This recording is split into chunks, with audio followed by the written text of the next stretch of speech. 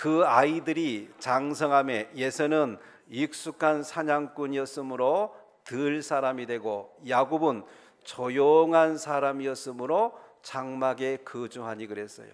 그 아이 쌍둥이가 성장을 했습니다. 근데 학자들에 보니까 대략 17살에서 한 20살 이 정도로 보고 있으니까 어느 정도 성장을 잘 한 거잖아요.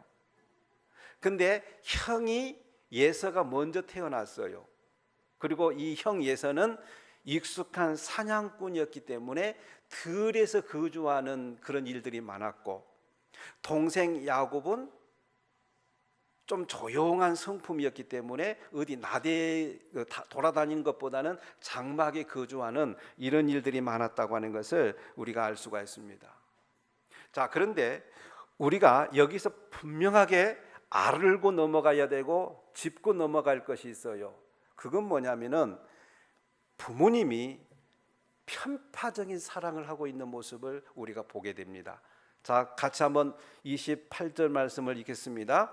이삭은 예서가 사냥한 고기를 좋아하므로 그를 사랑하고 리브가는 야곱을 사랑하였더라 그랬어요. 자, 아버지 이삭은 누구를 더 사랑하고 예서를 더 사랑하고 엄마 리브가는 누구를 더 사랑하고 야곱을 사랑하고, 그러니까 똑같은 자식인데 똑같이 사랑을 좋아하라 해야 되는데 편파적인 사랑을 하고 있는 이 대목에서 우리 부모님들이 배워야 되고 교훈을 얻어야 될 것이 있습니다. 그것은 뭐냐면은 건강하지 못한 가정들을 가만히 보게 되면 부모님이 자식에 대한 편파적인 사랑이 거기 깔려 있어요. 그 가정은 건강하지 못합니다. 과거에 자녀가 10명 날 때도 있고 8명 날 때도 있고 내지는 5명 날 때도 있고, 이제는 점차 자녀가 줄어들어서 이제는 거의 1명 아니면 2명, 3명밖에 없어요. 그럼에도 불구하고 자녀가 많을 때는 큰애한테 맡겨놓고 그러면서 알아서 크게끔 해줘도 알아서 잘 컸는데, 오늘날에는 1명이나 2명, 3명 정도 자녀가 적을수록 자녀한테 완벽하게 올인을 해버립니다. 하나님을 사랑하는 것보다도 자녀 사랑에 흠뻑 젖어버렸어요. 어찌 보게 되면 자녀를 많이 낳았던 과거가 더 좋아요. 코를 닦아주지 않아도 여기에다가 뭐라고 그러죠? 여기? 예? 손수건 채워주게 되면 그 손수건 가지고 문대고 그랬단 말이에요. 그러면서도 잘만 커졌던 때가 있었어요. 요즘에는 고급스럽게 크는데도 본인이 알아서 못하는 시대가 돼서 결혼을 했는데도 아무것도 못하고 장가를 갔는데도 아무것도 못하는 이런 시대로 흘러가 버렸다 그 말입니다. 부모님이 편파적인 사랑이 너무너무 심했어요. 이삭은 때로는 야곱을 집에만 거주하게 하지 말고, 야곱아, 너 지금 일어나서 네 형이 지금 들녘에 가서 사냥꾼을 하고 있는데 심부름도 좀 해주고 그리고 물도 좀 떠주기도 하고 그러고 좀 돌아와라 라고 이야기를 해줬어야 된다 그 말입니다. 엄마 리브가는 밖에 들녘에 나가서 얼마나 허기지고 얼마나 힘드니까, 에서야 오늘은 우리가 안 먹어도 좋으니까 사냥 나가지 말고 집에서 좀 거주할 수 없겠니? 나와 같이 한번 놀아줄 수 없겠니? 그러면서 예서를 집에도 거주하게 만들고, 그러면서 동생 야곱하고 대화도 하게 만들고, 부모가 그 역할을 해줬어야 된다 그 말입니다. 그거를 못했어요. 건강하지 못한 부모의 모습을 오늘 성경을 통해서 우리는 배워가고 있는 거예요. 건강한 부모는 자녀가 느낄 수 있을 만큼, 아하, 우리 엄마 아빠가 똑같이 나를 사랑하구나, 똑같이 나를 대하고 있구나, 자녀들은 누구보다도 더 잘 알아요. 사랑하는 성도 여러분, 자녀된 입장에서도 동생을 아끼고 또 동생은 형, 누나, 언니를 아끼고 사랑하면서 보낼 수 있는 귀한 결단이 오늘 이 메시지를 듣고 있으면서도 일어날 수 있기를 원합니다. 그런 서로의 사랑이 필요했던 것입니다. 에서는 들녘에 나가서 사냥하기가 얼마나 힘들었겠어요. 피곤할 수밖에 없죠. 29절 하반절을 보니까 심히 피곤하여 그랬어요. 에서가 들에서 돌아와서 심히 피곤하여. 여러분 이때 읽을 때도 심히 피곤하여 이렇게 읽은 것이 아니고 심히 피곤하여 그랬어요. 이 얘기는 엄청나게 피곤했다 그 말입니다. 여러분 이것은 분명 부모님 잘못이 1차적으로 커요. 부모가 이 예서가 피곤에 지치도록 원인 제공을 한 것도 없잖아 있어요. 그러니까 들녘에 나가서 지치도록 육신이 피곤할 정도로 그렇게 고생만 했던 것입니다. 여러분 사람이 너무 피곤하면 만사가 귀찮고 무조건 쉬고 싶어요. 오늘 이 메시지를 듣고 있는 여러분들 입장에서도 마찬가지예요. 너무 피곤하고요, 너무 육신이 지치면 교회 가는 것조차 귀찮게 여기고 오늘 교회 안 가고 오늘 집에서 쉬고 싶다 그 생각이 듭니다. 피곤은 우리에게 백해 유익이에요. 아무것도 도움이 되지를 않아요. 그런데 예서는 너무너무 피곤해 지쳐 있었습니다. 바로 이런 틈을 이용해서 장자의 명분을 탐내는 야곱에게는 틀림없이 어머님의 영향력도 있었을 것으로 봅니다. 그리고 집안에서 일어난 사건보다는 집 밖에서 일어난 사건으로 우리 모두가 이해를 하셔야 돼요. 자, 오늘 말씀을 통해서 한번 여러분들이 보시겠습니다. 예서가 사냥을 하고 돌아왔어요. 집으로 돌아왔어요. 그런데 오늘 말씀해 보니까 한번 같이 한번 보겠습니다. 누가 죽을 수 없다고 그랬습니까? 29절에 야곱이 죽을 수 없습니다. 그러면 통상적으로 집에 돌아가게 되면 누가 밥을 해놓고 누구한테 밥 달라고 그래요? 엄마한테 밥 달라고 그래야 됩니다. 근데 지금 누가 죽을 썼어요? 야곱이 썼단 말입니다. 그런 점에서 모든 학자들의 견해는 뭐냐면 이건 집이 아니었다고 하는 것을 입증하고 있는데 우리는 집이 아니었던 것을 알 수가 있습니다. 그러면 야곱이 어디서 있었느냐? 이런 거예요. 짐승들을 치고 들녘에 있는 텐트들이 있었는데 그 텐트마다 종들이 있고 그 종들이 관리를 하게 되는데 야곱이 그 텐트에 가 있었다가 예서가 사냥 나가가지고 돌아왔을 때에 야곱이 죽을 썼다고 하는 것을 여러분들이 이해를 하셔야 된다는 얘기예요. 그러니까 요 텐트도 일종의 말하면 장막이기 때문에 이 장막을 총괄을 누가 했느냐? 야곱이 한 거예요. 그러니까 거기 종들한테 이런 거죠. 야곱이 야 너희들 형이 와가지고 뭘 달라가게 되면 아무것도 주지 마라, 먹을 거 주지 마라 라고 얘기를 했다면 그 통솔력에 야곱의 말을 따를 수밖에 없는 종들인 거예요. 이해가 되세요? 그러니까 주지 마라 그러면 못 주게 돼 있어요. 그러니까 야곱에게 상당하게 권한이 그 부분에 있어서는 권한이 있는 거예요. 근데 예서가 집에 돌아왔어요. 장막에 돌아왔어요. 텐트 안에 돌아왔어요. 그런데 그 틈을 이용해서 그 배고픈 틈을 이용해서 피곤한 틈을 이용해서 뭐라고 얘기하느냐? 31절 같이 읽습니다. 야곱이 이르되 형의 장자의 명분을 오늘 내게 팔라 그랬어요. 그 배고픔과 피곤한 그것을 이용해서 내게 팔라라고 이용하고 있는 이 야곱도 잘못인 거예요.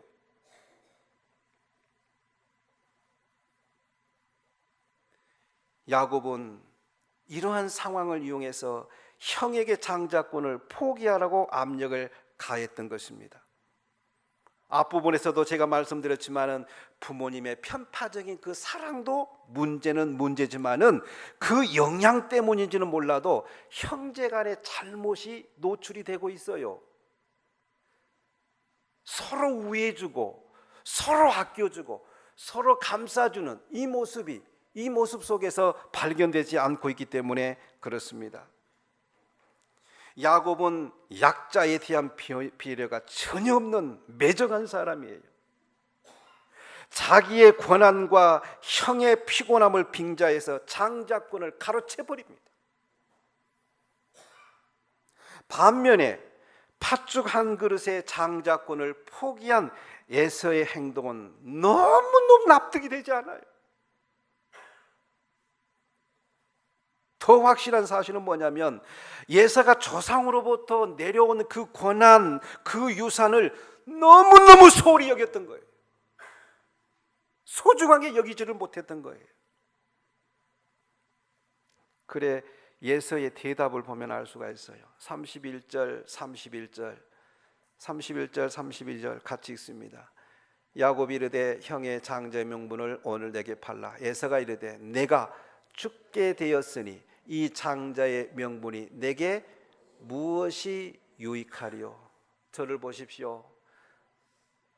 이 메시지를 듣는 여러분들이 입에서 반드시 버려야 될 것이 있습니다. 육신이 피곤하게 되면요, 입에다 달고 사는 것이 뭐냐면 아이고 피곤해 죽겠다. 오늘부터 오늘 청산할 수 있기를 바랍니다. 피곤한 사람 입에서 가만히 보게 되면 얼굴이 찌그러지면서 아이고 나 피곤해 죽겠다. 아이고 피곤해 죽겠다. 그 사람은 평생 죽을 일만 생깁니다. 그리고 평생 동안 피곤한 일밖에 없어요.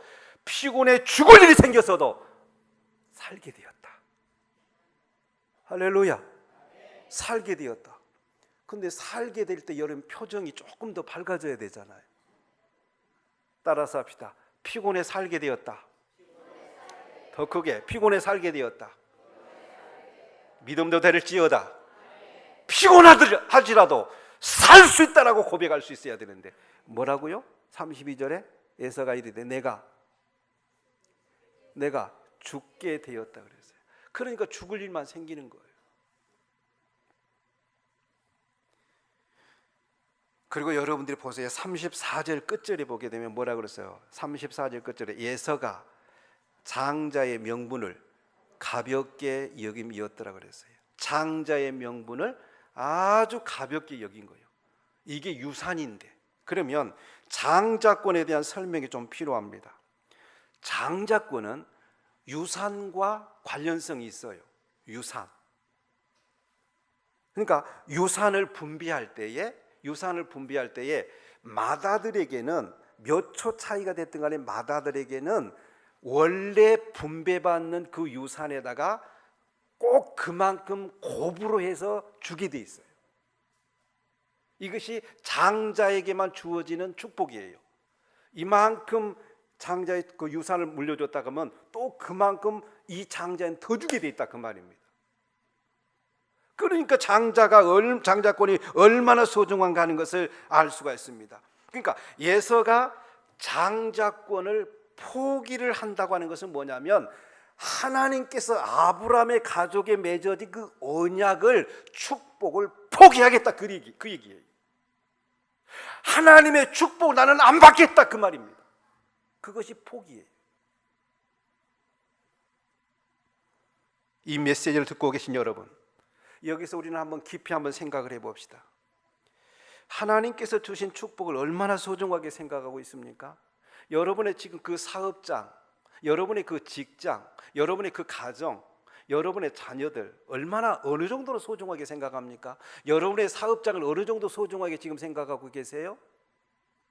여러분의 다니고 있는 그 직장을 어느 정도 소중하게 여기고 있느냐 그 말이에요. 여러분의 자녀들이 그래도 더 이상 비틀어지지 않고 성장해 준 것을 어느 정도로 감사하고 있느냐 하는 얘기예요.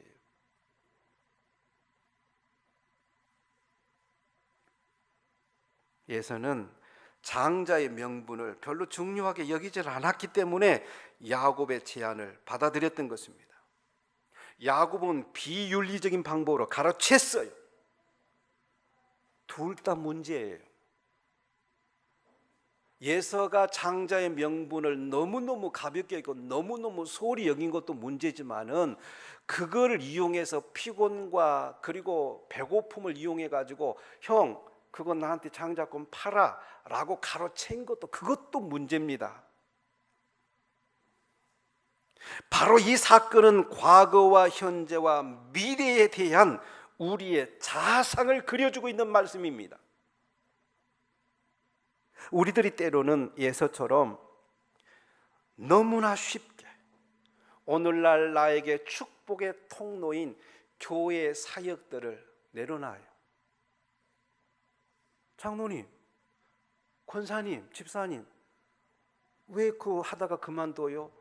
직장 때문에요. 피곤해서요. 시간이 없어서요. 바빠서요.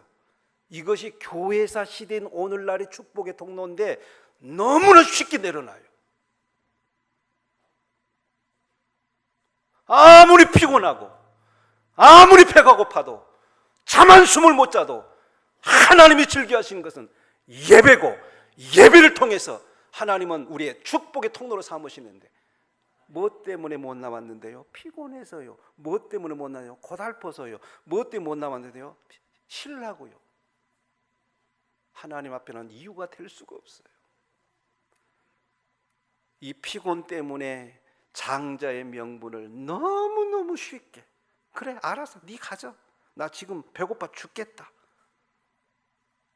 그러니까 축복의 통로가 끊어져 버리는 이 모습을 통해서 우리는 여러분들이 아무리 피곤하다 할지라도 입에 죽겠다는 말은 완전히 떨쳐버리시고 살 수밖에 없고 하나님의 축복을 받을 수밖에 없다라고 고백할 수 있는 귀한 결단이 오늘 이 메시지를 들으면서 일어날 수 있기를 원합니다.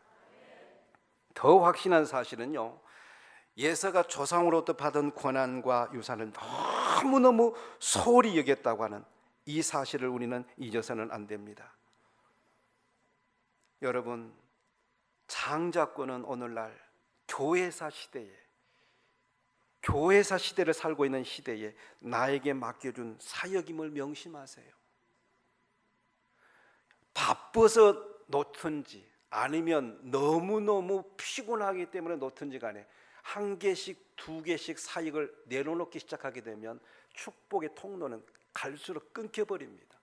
그러면 이 축복이 끊겨지면 어떤 현상이 일어나느냐, 내가 죽도록 일을 하고 죽도록 내가 돈을 벌어서 은행도 갚고 자식들도 먹여 살리고 자식들 학비도 되는데 한계점에 딱 다다르게 되면 이제는 이러지도 저러지도 못한 때가 와버립니다. 그런데 그럼에도 불구하고 하나님 말씀을 붙들고 하나님 앞에 기도하게 되면 하나님께서 결정적인 순간에 경제 문제를 해결해 주시고 질병 문제를 해결해 주시고 진로 문제를 해결해 주시는 살아계신 하나님을 믿으시기를 바랍니다. 그런 하나님을 의지를 해야 여러분의 인생의 문제가 활짝 풀리게 되어 있는 것입니다. 오늘 사랑하는 성도 여러분, 교회사 시대에 교회에서 맡겨준 사역을 놓치지 않고 끝까지 감당할 수 있기를 주의 이름으로 축원합니다. 다시 묻습니다. 예서가 무엇 때문에 장자권 포기했어요? 피곤함 때문에. 자, 그러면 오늘 여러분들 가운데 어젯밤에 잠 못 자고 여하튼 이래서 잠 못 자고 저래서 잠 못 자고 이래서 잠 못 자고 틀림없이 그런 사람 한두 명은 계실 것 같으니까 피곤해도 잘 나왔습니다. 인사 나누세요. 자, 앞에 옆에 뒤에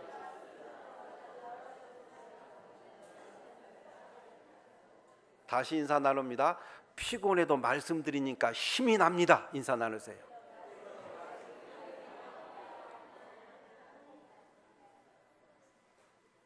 자, 저를 보세요. 오늘날 세상 일을 쫓다가 육신이 너무너무 피곤에 빠져들어가고 있어요. 어디 그뿐입니까? 낭만이 넘치는 세상 속에서 이제는 마이카 시대가 되었고 또 요즘에는 여행 대출도 쉽게 돼가지고 여행을 다니다 보게 되면 피곤에 지쳐가지고 주일 예배를 까먹는 경우들도 너무 많고, 세상 일이 너무 바쁘다 보니까 바빠가지고 교회 못 나올 때가 너무 많아요.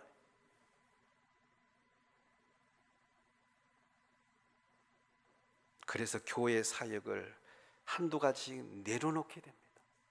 그리고 듬성듬성 할 때도 있고 안 할 때도 있고, 할 때도 있고 안 할 때도 있고. 여러분, 회사 일도요, 회사 일도 이왕 하려면 죽기 살기로 하는 거예요.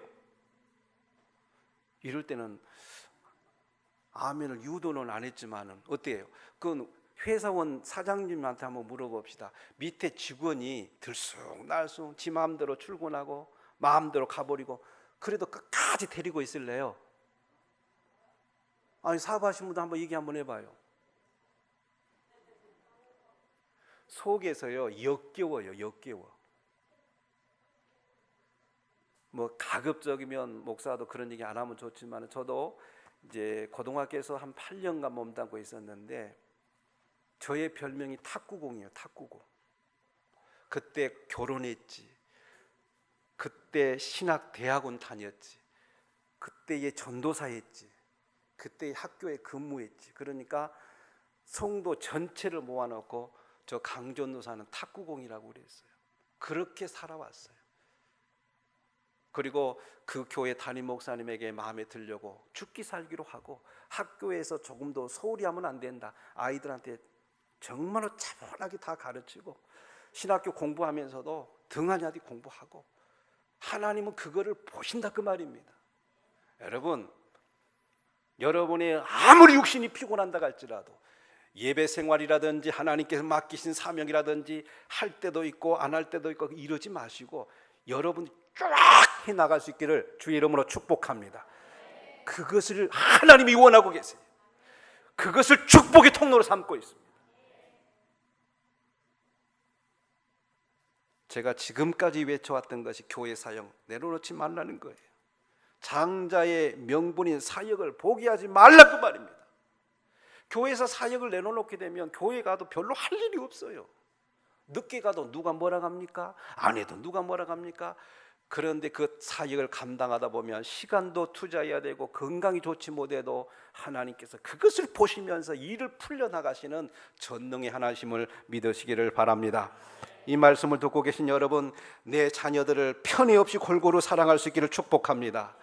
정말로 오늘 저녁이라도 여러분 가서라도 자녀가 많지 않는 이 세상에서 자녀를 품에 끌어안아주고 사랑할 수 있기를 바랍니다. 사업장과 직장인의 육신이 피곤해 지쳐서 일어나지 못할 정도로 이 일은 하지 마세요. 물어보게 되면 왜 못 나왔는데요? 피곤해서요. 왜 못 나왔는데요? 피곤해서요. 왜 감당 못했는데? 피곤해서요. 피곤도 말하지 말기를 원합니다. 아멘입니까? 미래를 바라보면서 형 에서의 장자 명분을 차지했던 야곱처럼 비열한 방법으로 장자의 명분을 차지하기보다는 미래를 내다보면서 내가 이렇게 피곤해도 이렇게 하게 되면 10년 후에 20년 후에 하나님께서 내 자녀들을 이렇게 복 주실 거야. 내 사업장을 이렇게 형통하게 해줄 거야. 내 자녀가 이렇게 영리하게끔 해줄 거야. 미래를 바라보면서 야곱이 비록 비열한 방법으로 축복 장자권을 가로챘던 그런 거지만은 가로챘던 것처럼 여러분들도 그런 방법은 않게 미래를 바라보면서 투자할 수 있는 삶의 결단이 일어날 수 있기를 바랍니다.